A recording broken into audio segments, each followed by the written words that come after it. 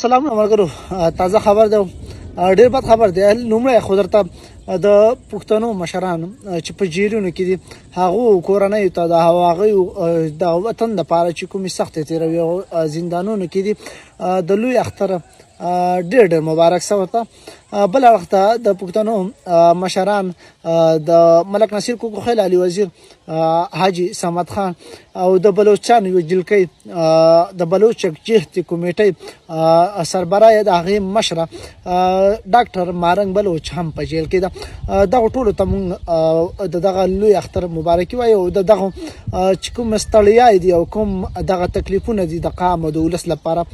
تېروي هغه مونږ ستاینه کوو او مونږ د هغو بیخي قدر کوو مونږ هغو ته بیخي احترام لرو دغه قربانۍ مونږ کله هم نه هیرو علي وزیر او ورسره د پښتنو نور مشران ملک نصیر کوکو خیل په دروغجنو حاجي صمد خان په دروغجنو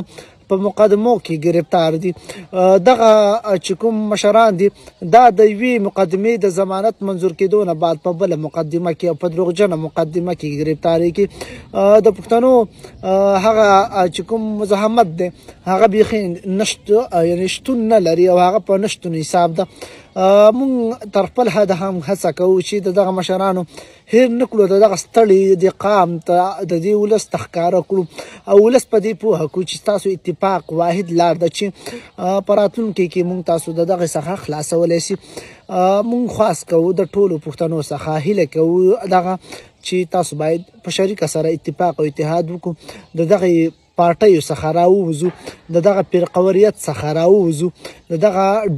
ډلهبازیو څخه راووځو او د قام او د ولس لپاره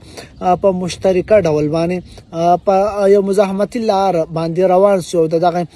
قام د سباوون لپاره خپلې هڅې جاري وساتو مننه